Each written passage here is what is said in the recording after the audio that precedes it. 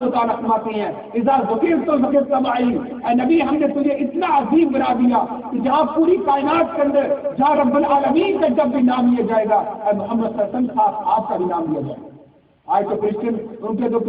1% لوگ جاتے ہیں وہ بھی اگر اپنے بائبل پڑھتے ہیں جو کچھ بھی کرتے ہیں یا جو ان کے ساتھ بنائے وہ کرتے ہیں چرچ کے اندر جا کے، وہ بھی سنڈے کا سنڈے جاتے ہیں، وہ میں سے بھی 99% جو چرچ جانا بھی چھوڑ چکے ہیں۔ اور جب محمد صلی اللہ علیہ وسلم کی عصمت کی بات آتی ہے تو پوری دنیا کے اندر اگر آپ میسج ڈالیں، کوئی منٹ ایسا نہیں ہوتا جب کسی نہ کسی مسجد سے مؤذن کی آواز نہیں ہوتی جہاں وہ اشہد ان لا الہ الا اللہ کہتا ہے، ساتھ ہی کہتا ہے اشہد ان محمد رسول اللہ۔ پوری دنیا کے اندر رسول اللہ صلی اللہ علیہ وسلم کی عصمت کا ترانہ ہر منٹ کے اوپر گایا جا رہا ہے۔ اللہ اکبر۔ حضرت علی رضی اللہ عنہ ان سے بھی کسی نے پوچھا کہ امیر المومنین آپ ہمیں بتائیں، اللہ سبحانہ و تعالیٰ نے کہا انک لخلق عظیم، یہ عظیم چیز کیا ہے جس کو رسول اللہ صلی اللہ علیہ وسلم کے شان بنا کے ذکر کر دیا گیا۔ علی رضی اللہ عنہ فرماتے ہیں تم مجھے بتاؤ یہ زمین کا یہ دنیا کا کیا تم اس کا کوئی احاطہ کوئی اس کی کچھ تم کاؤنٹنگ کر سکتے ہو؟ کہنے لگا امیر المومنین دنیا کو ہم کیسے جان سکتے ہیں، یہ دنیا اس کے اندر اس کے خزانوں کو نہیں ہم سمجھ سکتے، دنیا کی فکر کو کیا سمجھیں گے؟ اس کی مثال آپ دیکھ لیں، کب سے سائنٹسٹ اپنی سائنس اپنی انتہائی ترقی میں پہنچ کی طرف جا رہی ہے، لیکن پھر بھی ہر سائنٹسٹ یہ کہتا ہے کہ ابھی تو یہ فارمولا باقی ہے، ابھی یہ چیز باقی ہے، یہ پہلی تھیوری جو ہے وہ چینج ہو گئی ہے، اب یہ نئی چیزیں ہمیں مل رہی ہیں، نئی چیزیں نئی کائناتیں نئی خلا نئی ہر سال آپ نئی نئی چیزیں وہ سامنے آ رہی ہیں۔ تو اس وقت سے لے کے آج تک انسانیت جو ہے وہ کائنات کو نہیں سمجھ سکتی، تو آگے لوگ کہتا ہے علی رضی اللہ عنہ میں دنیا کو ہم کیسے سمجھ سکتے ہیں؟ علی رضی اللہ عنہ کہتے ہیں کہ جب پوری دنیا کو تم انسان مل کے دنیا کو نہیں سمجھ سکتے، یہ ساری دنیا اس کے بارے میں قرآن نے ایک ہی بات کہی ہے وما بتا دنیا الا قلیل، لوگوں ساری دنیا کی انسانیت ساری دنیا کی حقیقتیں دنیا کے خزانے دنیا کی یہ ساری جتنی بھی اس کے اندر جو کچھ بھی اس کے اندر موجود ہے قرآن کہتا ہے یہ قلیل ہے، اللہ کی قدرتوں کے مقابلے میں یہ بہت قلیل ہے، یہ ساری دنیا کو انسان اس کے سائنٹسٹ وہ سمجھ میں قلیل چیز کو نہیں سمجھ سکتے، تو محمد صلی اللہ علیہ وسلم کو تو قرآن کا انک لعلی خلق عظیم، تم تو خلق عظیم کے مالک ہے، اور جب کائنات والے قلیل کو نہیں سمجھ سکتے تو عظیم کو کیسے سمجھ سکتے؟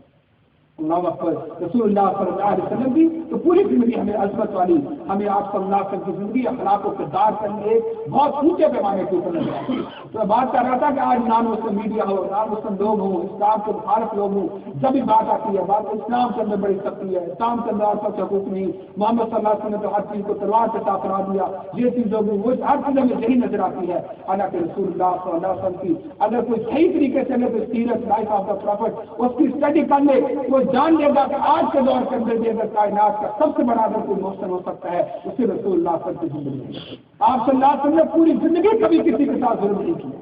آپ صلی اللہ علیہ وسلم نے ہر انسان کو اس کا حق ادا کر دیا، عورت کا کوئی حق نہیں تھا آپ نے اس کے حقوق بنا دیے، مہمانوں کا کوئی حق نہیں تھا آپ نے اس کے حقوق بنا دیے، قیدیوں کا کوئی حق نہیں تھا آپ نے ان کے رائٹس بنا دیے، اسی طریقے سے غیر مسلموں کے ساتھ کیا تعلقات کیا بتاؤ ہونا چاہیے، کوئی حقوق کوئی لمٹ کوئی شیپ کوئی دستور کوئی کانسٹیٹیوشن نہیں تھا، رسول اللہ صلی اللہ علیہ وسلم نے ایک چیز کو کائنات والوں کے سامنے بنا دیا، حتیٰ کہ محمد صلی اللہ علیہ وسلم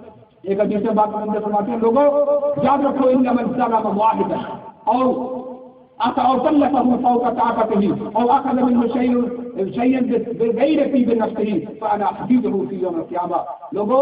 اگر مسلمانوں کسی جگہ پہ رہتے ہیں حکومت ہے مسلمانوں کی وہاں پہ غیر مسلم بھی رہتے ہیں، یاد رکھو اگر مسلمانوں کی حکومت کے اندر کسی مسلمان نے کسی غیر مسلم کے ساتھ کوئی ظلم یا زیادتی کی یا اس کے ساتھ کسی وعدے اگریمنٹ کو توڑ دیا یا اس کی طاقت سے بڑھ کے اس سے کوئی کام لے لیا،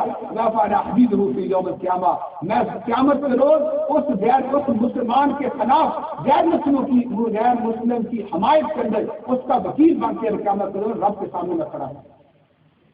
نبی صلی اللہ علیہ وسلم کے دور کے اندر ہم دیکھتے ہیں وہاں پہ آپ کے مدینہ منورہ مسجد نبوی کے اندر موجود ہے، نصارہ سے عیسائیوں کا ایک قافلہ آ گیا، رسول اللہ صلی اللہ علیہ وسلم کافی سارے مہمان تھے، نبی صلی اللہ علیہ وسلم کے ان کو مسجد کے اندر ٹھہرایا،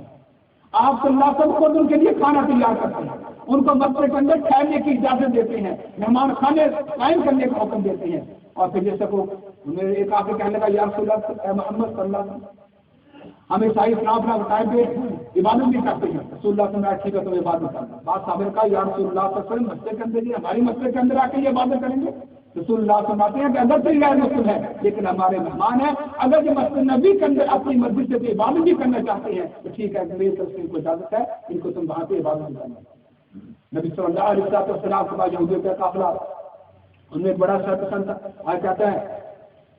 السلام علیکم کہ تمہارے اوپر ہلاکت ہو۔ سلام کا مطلب ہوتا ہے اسلام کی چیز، اور اگر نام کو نکال دیا جائے اس کا مطلب ہے ہلاکت۔ عائشہ رضی اللہ عنہ وہ بھی سن رہی تھی، ان کو بڑا غصہ آیا، ایک السلام و لعنت، تیرے اوپر کہنے والے کے اوپر ہلاکت بھی ہو، لعنت بھی ہو تیرے اوپر۔ رسول اللہ صلی اللہ علیہ وسلم فرماتے ہیں عائشہ نہیں یہ بات نہیں، اس نے اگر جسمیت میں مطلب کہا تھا لیکن ان اللہ رفیق یحب الرفق فی الرزق فی الامور کلہ، عائشہ تو نہیں جانتی اللہ تعالیٰ وہ بہت نرم ہے اور ہر بات کے اندر نرمی کو رب العالمین بھی پسند کرتا۔ اب دیکھیں وہ لعنت کی دعا کر رہے ہیں، وہ بددعا دے رہے ہیں، اور محمد صلی اللہ علیہ وسلم آگے سے نرمی کرنے کا حکم دے رہے ہیں۔ ایک اور مہمان آگے بنو سالمہ کا قافلہ آ گیا 8 ہجری کے اندر، رسول اللہ سے موجود ہے، ہمایوں کے لیے کھانے کا احترام ہے، لوگوں کا یا سن لو غیر مسلم ہے ان کو چلو باہر آگے کھلا دو، جیسے ہمارے پاکستان کو ملتا ہے چوڑیاں ہیں تو ایسے کرتا ہے۔ رسول اللہ سے فرمایا نہیں ان کے لیے کھانے کا انتظام کرو، جو بلال رضی اللہ عنہ کو حکم دیا، انہیں کھانے کا اہتمام کیا، جس سے ان سے بات چیت ہوئی وہ واپس جانے لگے۔ رسول اللہ سے پوچھا کہ بلال کو، کہ بلال کیا کوئی ہمارے گھر میں یا پاس ہمارے کوئی یہاں پہ کوئی چیز ہے تو کھانے مجھے کچھ ہدیہ یا گفٹ یا تحفہ دینے کے لیے؟ تو کہنے لگے یار سنو اور تو کچھ نہیں ہے، یہ چاندی کا ایسا ٹکڑے پڑے ہوئے ہیں۔ رسول اللہ نے کہا ٹھیک ہے آپ کی دوسری چیز یہی ہے، اچھا یہی لے آپ صلی اللہ علیہ وسلم کو کچھ ٹکڑے دیے، اور صبح جتنے وہ غیر مسلم آئے ہوئے تھے آپ صلی اللہ علیہ وسلم سب کو تھوڑا تھوڑا تحفے کے طور پر وہ چاندی جو بہت قیمتی چیز ہوتی تھی اس دور کے اندر، رسول اللہ صلی اللہ علیہ وسلم سب کو تحفے دے کے پھر واپس مل گئے۔ عیدہ کا حاصل آ گیا، یا رسول اللہ صلی اللہ علیہ وسلم